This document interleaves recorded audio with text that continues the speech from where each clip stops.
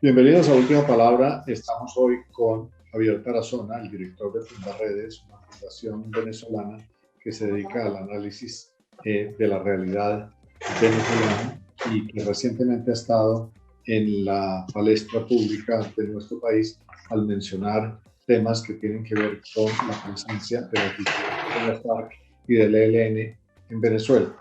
Nos acompaña Darío Patiño, exdirector de Noticias de Caracol Televisión, exdirector de información de la Radio Nacional en Colombia, Radio Pública, y con amplísima trayectoria en la vida periodística.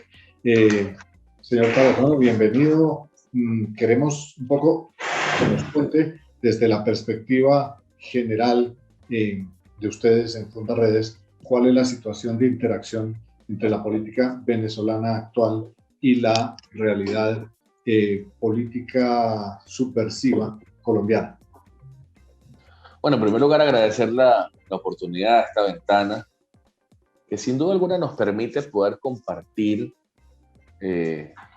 la precaria realidad que se vive en la región, cómo Venezuela termina siendo el epicentro no solo de un contexto opresivo, de una emergencia humanitaria compleja, por el régimen totalitario que lleva adelante unas políticas que ha llevado a huir más de 7 millones de personas, sino también la implicación que tiene la participación activa de grupos terroristas como el Ejército de Liberación Nacional, el Ejército Popular de Liberación, la FARC, el propio Hezbollah y la presencia de células paramilitares también como los rastrojos, los jurabeños y las Autodefensas Unidas de Venezuela y Colombia, que se configuran en un esquema de actuación frente a ausencia de Estado, de actuación frente a la también normalización de la violencia, la habituación de la cultura de la muerte, la hiperfragmentación de la sociedad, que terminan siendo elementos que refuerzan que el terrorismo no solamente se consolide en Venezuela, sino que tenga en Venezuela el lugar predilecto para financiar sus intenciones en países vecinos como el propio Colombia. Uno ve con mucha indignación como ciudadano creyente en el desarrollo de los países, en el desarrollo de los pueblos, como desde Venezuela, por ejemplo, se le coloca catalizadores a manifestaciones sociales que pudieran ser justas, lógicas, que sean necesarias, pero que se le coloca ese catalizador de la violencia para dañar y destruir un país, como lo hemos visto en las últimas horas, que además nosotros hemos denunciado. Muchos de estos personajes forman parte finalmente de las estructuras de estos grupos terroristas y que sin duda alguna en el Foro de Sao Paulo acuerdan lograr avanzar internacionalmente. Fundaredes, ¿quién es? Porque lo han acusado de ser financiada por la CIA, lo han acusado de ser de alguna manera un quintecolumnista subversivo contra el régimen de Maduro. ¿Quiénes son ustedes y por qué están en esta misión de análisis de una realidad tan difícil para informar al público de lo que está sucediendo entre Venezuela y Colombia? Bueno, mira, Javier Tarazona, quien es el líder de esta organización, además fundador, nosotros arrancamos Fundaredes en el año 1997 con un propósito de formar cultura preventiva. Y desde ese momento hasta ahora, nuestra labor es educar para la prevención, educar para la vida, educar para la dignidad humana, educar para el desarrollo social. Como hombre de frontera, yo soy nacido, criado y desarrollado en frontera. Durante por lo menos los últimos 15 años hemos llevado adelante con la Universidad Venezolana. Yo soy profesor, soy académico de la Universidad Pedagógica Experimental Libertador y hemos llevado a través de pregrado, posgrado y doctorado varios esfuerzos de trabajo en la educación transfronteriza. Soy profesor invitado de varias universidades de Colombia, de Bolivia, de Chile, de México, De manera que, como académico, hemos avanzado en la necesidad de estudiar el contexto en que vivimos. Quien le habla conoció a la guerrilla en la Universidad Venezolana en el año 2001, activando en el movimiento Pro Chávez, movimiento urbano de la guerrilla del ELN y de la FARC. Es un tema que nos ha llamado poderosamente la atención en cómo se normaliza, por ejemplo, la cultura de la muerte en Venezuela. Y esto nos ha llevado entonces a tener productos de investigaciones como los boletines o, por ejemplo, el informe Curva de la Violencia. Yo quiero comentarte que aquí hay mucha gente sorprendida por el conflicto de Apure. Pero es que en el año 2019, nuestra organización hizo un registro a través de la Curva de la Violencia de 3 indicadores o 3 unidades de análisis: homicidios, enfrentamientos armados y desaparición de personas.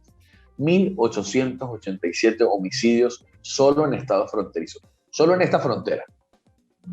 Falcón, Zulia, Táchira, Apure, Bolívar, Amazonas. Pero en el año 2020, un año caracterizado por pandemia, por poca movilidad humana, por cuarentena, por además radical, se registraron 1.613 homicidios en los estados fronterizos. Cada 6 horas muere un ciudadano en los estados fronterizos por la actuación de grupos armados, por la violencia, por las fricciones entre los grupos, por el control de lo ilícito. 555 enfrentamientos armados durante el año 2020. Entonces, ni somos representantes de la CIA, somos, en mi caso, soy profesor de la universidad y me acompaña todo un equipo multidisciplinario de psicólogos, periodistas, sociólogos, politólogos, un equipo multidisciplinario que estudia la frontera, que analiza la frontera, y además debo decirle que vamos a seguir trabajando para estudiar y cambiar la frontera, porque merecemos vivir en un contexto donde reinen los colores, donde reine la vida y donde no, lo que reine no sean los tiros ni la confrontación. La verdad que hoy podemos afirmar desde las redes es que la frontera hoy es un territorio de nadie por el abandono de los estados. Incluso voy a seguir allí por esta línea. A propósito, sobre el hombro derecho del señor Tarazona, pues está precisamente el mapa y el límite con Colombia, que incluye los estados en los que ellos han denunciado que están las casas de protección, donde están los jefes guerrilleros, que son los estados de Táchira, Barinas, Guárico y Miranda. Ya esta presencia en los estados fronterizos ha sido denunciada en otras oportunidades, ha sido mostrada con fotos satelitales por autoridades colombianas. Parecería que han estado desde hace mucho tiempo allí. Ahora, ¿cuál es la diferencia en la gravedad de la denuncia que ustedes hacen?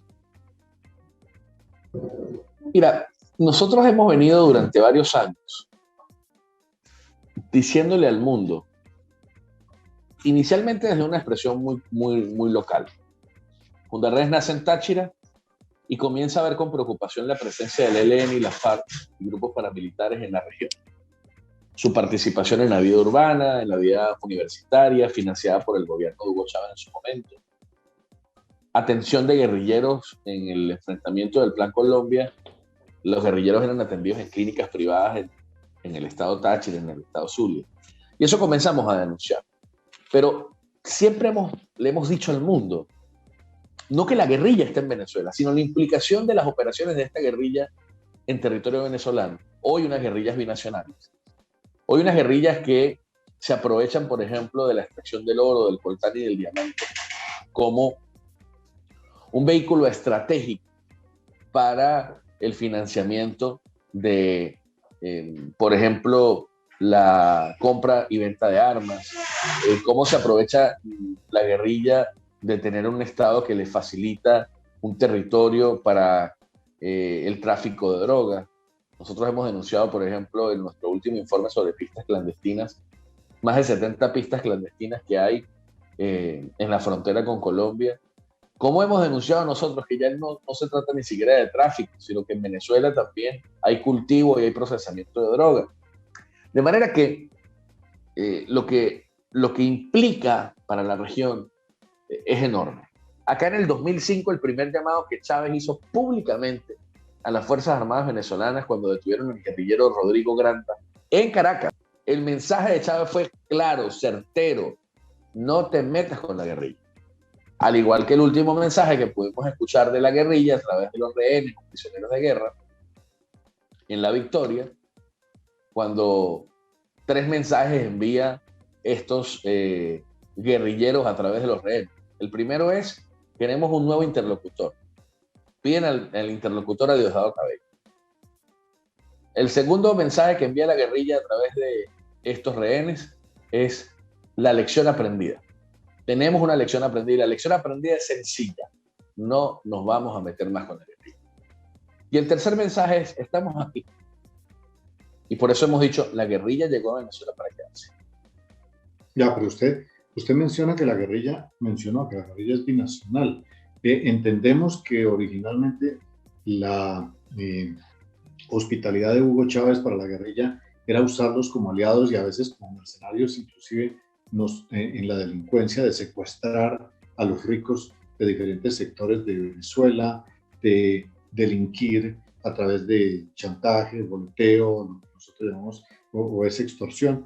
Y todo eso fue cambiando hasta un punto en que se volteó la torta y estas guerrillas se enfrentan con el Estado venezolano. ¿Cómo fue ese cambio en que dejaron de entrar con lo que nosotros llamamos en Colombia el llavero del régimen venezolano y se voltearon para atacar al régimen venezolano? Nos han dicho que es porque hay unas disidencias de las FARC que son amigas del régimen y otras que no, como la que está enfrentada contra el Estado venezolano, que es la liderada por Gentil Duarte. Esa está en contra y es la que tiene en jaque en esos estados al Estado venezolano.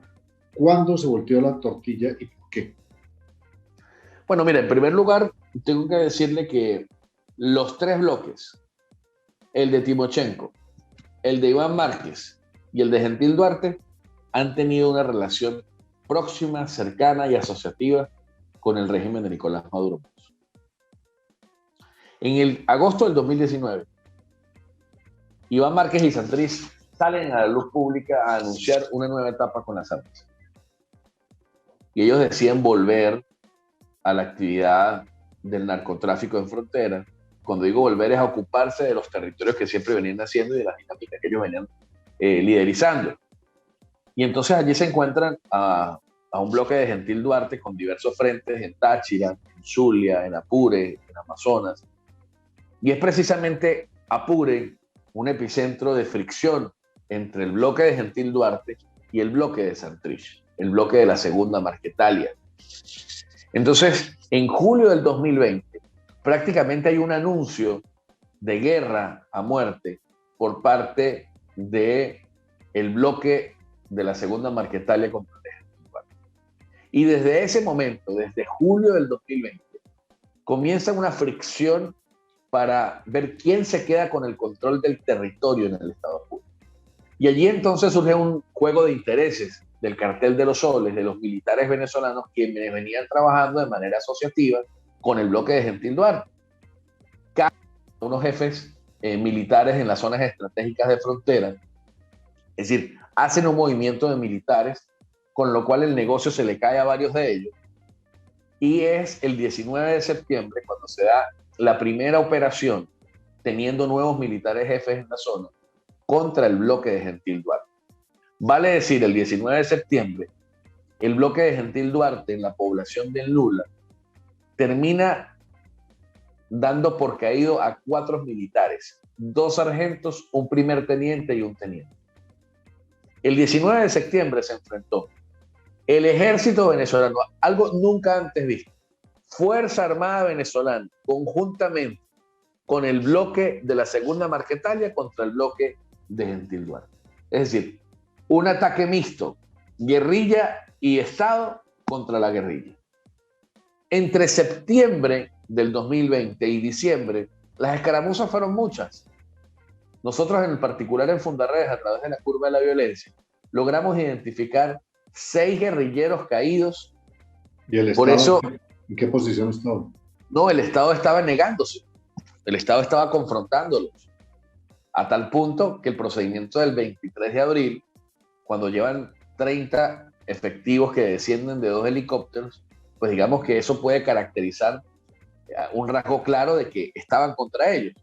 nosotros hemos logrado reconstruir los hechos del 23 de abril, las operaciones, con los propios actores en el lugar. Los militares, por ejemplo, que fueron a ese procedimiento, nos indicaban que ellos habían ido a destruir un laboratorio de droga perteneciente al bloque de Gentil Duarte. Cuando ellos llegan a, sí. cuando ellos llegan a la zona, la zona de la capilla, el 23 de abril, ellos se encuentran con más de 200 guerrilleros, cuentan los militares. Pero además se encuentran con más de 200 guerrilleros con armas sofisticadas, se encuentran con más de 200 guerrilleros en unas condiciones hasta, bueno, de drones. Dicen los militares que por todos los costados les estaban enfrentando, por absolutamente todos los costados. Y esta confrontación, este ataque que recibieron estos 30 efectivos, obviamente los relatos de ellos son: en el momento que descendieron comenzaron a caer sus compañeros. 12 de estos funcionarios terminaron caídos y sus cuerpos los entregó la propia FARC al cura párroco de La Victoria, al padre Roa, y a un líder de la iglesia evangélica, un pastor evangélico. A este propósito le hago una pregunta. Hubo una presentación del noticiero NTN 24 entrevistando a un especialista en el tema venezolano y decía que el objetivo de estos frentes de Gentil Duarte era hacer un cordón a lo largo de la frontera y crear un estado independiente. Yo no sé si eso es demasiado exagerado o si usted ve una posibilidad de que esté tratando de formarse un territorio independiente, o lo que llamaban en Colombia territorios libres, por parte de este frente, y que queda de alguna manera aislando a Venezuela de Colombia, desde el Catatumbo hasta Arauca. Bueno, fíjate que nosotros hemos venido discutiendo lo que se conoce como balcanización. Y esta balcanización o hiperfragmentación, yo tengo que decirte que sin haberlo decretado, ya existe territorios independientes para los grupos armados irregulares. O sea que Venezuela no pudo, el gobierno de Venezuela no pudo con la guerrilla colombiana.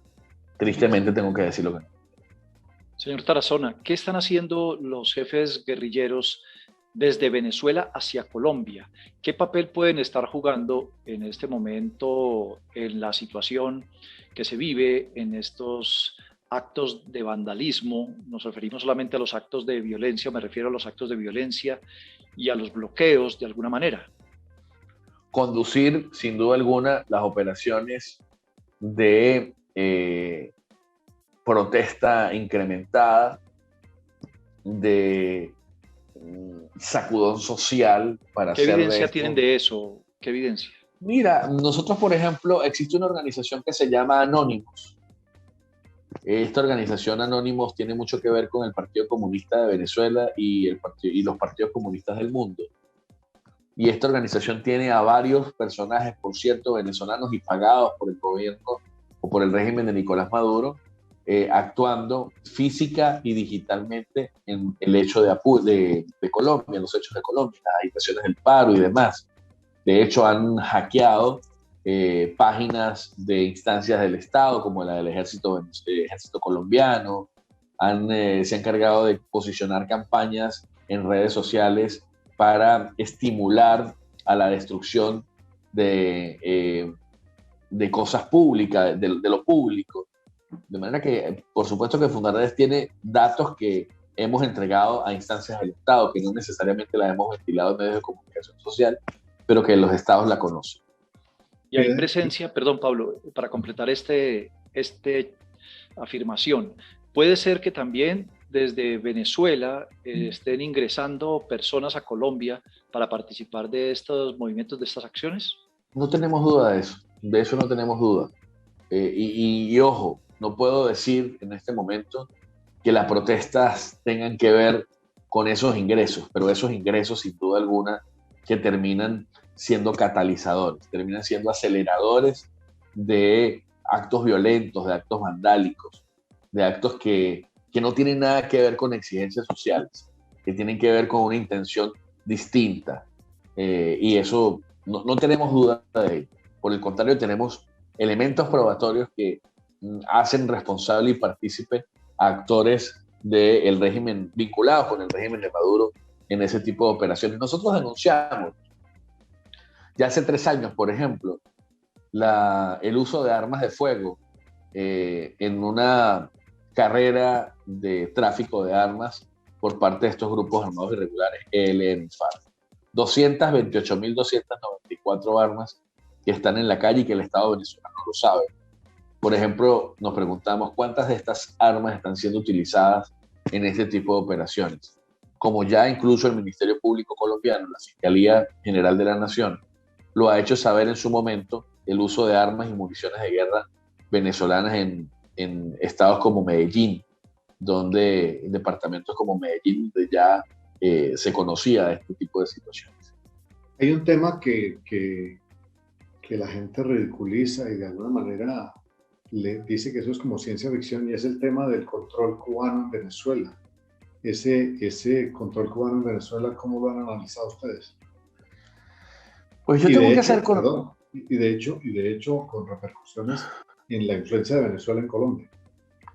Mira, yo creo que ellos han logrado en lo práctico imponer su modelo, imponer su esquema, imponer una narrativa que se internacionalice y que por ahí está en Colombia haciendo daño, y que yo tengo que decirle con la mayor de las honestidades todo lo que tenga que hacer como ciudadano del mundo para que Colombia no caiga en las manos del comunismo, no caiga en las manos de una narrativa endulzante, pero de caramelo de cianuro, como la que en Venezuela se nos impuso y se nos acabó el país. Yo lo haré. Lo haré para bien de la vida, para bien de la integración y el desarrollo de los pueblos. Pero Cuba demuestra fracaso y Rusia demuestra fracaso, por ejemplo, en la asesoría militar con los chinos en Venezuela, cuando hoy, lamentablemente, nuestro país ha salido derrotado con el Frente Décimo de la FARC, con el bloque de Gil Duarte. Es decir, que militarmente hemos perdido mucho. Hemos perdido soberanía. Ha habido prácticamente una concesión que jamás debió haberse hecho con unos perversos, con unos terroristas. Pero usted tiene... Perdón, Darío. Sí. Usted la menciona en el término, digamos, de convivencia con la guerrilla colombiana, pero dicen que en Venezuela la educación la maneja Cuba, que la salud la maneja Cuba, que migración la maneja Cuba, que el cuerpo de protección del presidente Maduro, para que no se salga de su manejo, es cubano. ¿Qué de eso es mito y qué de eso es realidad? No, es certero, es certero. Tú vas aquí a un hospital público y te encuentras con un médico cubano que te atiende, pero entonces tienes la otra cara de la moneda, que en Chile, en Santiago de Chile, en el último concurso para médicos públicos, concursaron más o menos unos 3.000 médicos venezolanos por cargo público en el área de la medicina. Y tienes a unos médicos integrales comunitarios cubanos en Venezuela que no saben hacer una cirugía, pero todos se entregan la misma pastilla. Eso no es ningún mito, eso es una realidad. La participación de cubanos en el sector educativo es total. La militarización, por ejemplo, de la sociedad venezolana y la imposición de los cubanos en entrenamientos deportivos, en conducción de programas curriculares. En Venezuela se celebra, por ejemplo, el Día del Guerrillero Heroico, por decirle algo, el 6 de octubre. Se enseña y se permite el adoctrinamiento por parte de la guerrilla, pero el Estado adoctrina también. Entonces, digamos que no es ningún mito, pero finalmente los cubanos llegaron para quedarse en su país y están en toda la vida pública del Estado, de la nación. Usted tiene afinidad, simpatías, ha interactuado con sectores políticos colombianos que comparten esa idea. No he tenido ninguna relación ni pública ni privada. De hecho, estoy abierto a que me puedan investigar y que me puedan... Si algo he cuidado en el ejercicio de la conducción de Fundarredes, que cuando he ido a Colombia he ido a reunirme con el Estado. El Ministerio Público, por ejemplo, conoce nuestras denuncias, la Fiscalía General de la Nación. Y cuando hablo de que no quiero que Colombia llegue a ese plano, es porque no quiero que Colombia pierda lo que hoy tiene. Como profesor invitado de varias universidades colombianas, en el programa de doctorado, por ejemplo, yo siento que Colombia me ha permitido conocer además al pueblo colombiano. Yo conozco, he ido a los pueblos colombianos, he ido a dar clases en las universidades. Durante este tiempo de pandemia pues, nos hemos dedicado a la virtualidad, pero me dolería muchísimo que Colombia pierda lo que hoy tiene. Venezuela está en ruinas. Venezuela es un país con un subsuelo demasiado rico, pero es un país en ruinas, un país desprofesionalizado, un país donde 7 millones de venezolanos se fueron, donde 7 millones de personas se fueron y el 80% de esos 7 millones de personas eran personal calificado profesionalmente hablando. O sea, eso es un hoyo. ¿Y usted cree que recuperable? ¿Usted cree que desde lo político y en el proceso democrático colombiano pueda suceder eso, teniendo en cuenta los personajes que están en este momento en la contienda política, que estuvieron en las elecciones pasadas? Yo no quisiera ser pitonizo, porque nunca pretendo eso. Pero tengo una corazonada que la narrativa populista del comunismo está devorando el oído del colombiano, está encegueciendo el corazón del colombiano. Y la gente no sabe lo que está pasando. La gente no quiere ver lo que a los vecinos le está pasando. Nosotros los venezolanos vivimos esta experiencia. Yo tengo más de la mitad, yo tengo 37 años de edad. Y tengo más de la mitad de mi vida luchando contra este régimen que acabó la educación, la universidad, los servicios públicos, lo privado, la propiedad, destruyó todo. Destruyó todo. Javier, no me respondió la parte en que le pregunté, así como usted dice que es evidente la presencia de venezolanos en Colombia, yo le decía que han caricaturizado la supuesta presencia de cubanos en Colombia. ¿Usted cree que hay presencia de cubanos en Colombia? Mira, bueno, te respondí de Venezuela, tienes razón. Yo te puedo decir con honestidad que el régimen de Maduro y el castrocomunismo se ha valido de absolutamente todo para poder filtrar, para poder llevar el mensaje. Pues yo tengo que responderte de manera clara y contundente. Yo creo que no tengo duda que todo este movimiento que dirige Petro como ficha visible de la guerrilla tiene a los cubanos haciendo el trabajo estratégico y táctico en Colombia. Sus planteamientos, sin lugar a dudas, serán descalificados por el régimen venezolano y por muchos simpatizantes de Maduro, tanto en Venezuela como en Colombia. Pablo. Sí, Darío. No, es que hubo una frase al final de lo que dice Javier Tarazona, cuando ya menciona a Gustavo Petro como cabeza visible de la guerrilla, dijo así Javier Tarazona. Sí, así lo ratifico. Petro es la ficha de la FARC y del ELN en el juego político público colombiano. No tengo absolutamente ninguna duda. El régimen de Maduro financia a Petro. El régimen de Maduro financia la destrucción. Bueno, no tengo absolutamente ninguna duda. Ustedes se han caracterizado por mostrar documentos, por mostrar pruebas, siempre frente a sus denuncias, acompañando sus denuncias. ¿Qué pruebas y documentos hay de esto? Presentaremos en los próximos días fotografías vinculantes de cómo actores del régimen de Maduro tienen relación con los primeros colaboradores de este personaje oscuro para Colombia, que hoy agita la muerte, que hoy agita el vandalismo, como lo es Petro junto a la guerrilla. Usted también ha anunciado que tiene una serie de materiales sobre reuniones de estos jefes guerrilleros en la zona fronteriza. ¿Cuándo va a revelar ese material? Bueno, de hecho hemos hecho públicas, por ejemplo, las reuniones del bloque de Timochenko las hemos hecho públicas. En la Casa de la Cultura en Santa Cruz de Aragua, yo les invito a que busquen en nuestra página web. En la página www.fundarredes.org están nuestros informes, yo puedo con todo gusto compartirlos, y están públicas las fotografías de las reuniones en el estado de Aragua, que no es la frontera, es el centro del país. Sí, usted decía que venían otras. Sí, por supuesto, estamos gradualmente presentándolas, ya En este momento estamos en toda la cirugía de investigación. Hay nuevos videos de asambleas de la FARC con poblaciones indígenas, con población rural. Tenemos también cómo los jefes del COSE se reúnen con gente muy cercana a Nicolás Maduro públicamente. Y bueno, es parte de las operaciones que ellos desarrollan. Eso lo haremos público y bueno, seguiremos presentándole al mundo cómo este tipo de acciones terminan